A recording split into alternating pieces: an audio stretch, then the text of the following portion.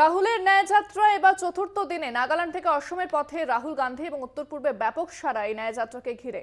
ন্যায়যাত্রায় একমাত্র সঙ্গী অর্থাৎ রাহুলের সফর সঙ্গী একমাত্র বাংলা চ্যানেল কলকাতা টিভি। সেখানকার ছবি তুলে ধরলেন আমাদের প্রতিনিধি, দেখুন। ভারত জোড়ো ন্যায়যাত্রার চতুর্থ দিনে নাগাল্যান্ডের মোককচুংয়ে রয়েছি। রাহুল গান্ধী যিনি যাত্রা শুরু করেছেন এবার এগিয়ে যাচ্ছেন অসমের দিকে।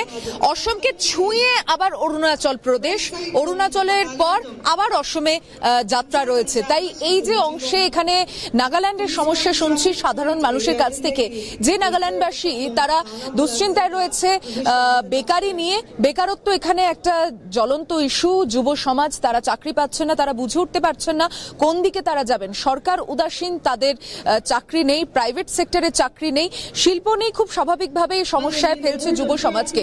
আরো একটি বিষয় যেটা সমস্যা তা হচ্ছে স্বাস্থ্য ব্যবস্থা এখানে খুব দুর্বল রয়েছে।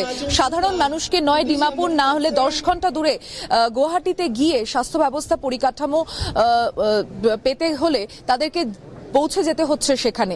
তাই আপাতত নাগাল্যান্ডের সাধারণ বাসিন্দারা এই চিন্তাগুলো নিয়ে কংগ্রেসের কাছে আবেদন করতে চাইছে যে একটা উন্নত সরকার আসুক, দেশের সরকার।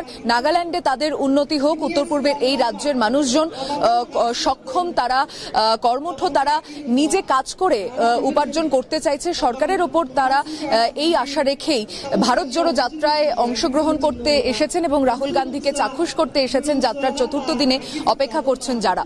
ক্যামেরা পার্সন মনোজেশ মুখোপাধ্যায়ের সঙ্গে নাগাল্যান্ড থেকে আমি সুচন্দ্রিমা, কলকাতা টিভি।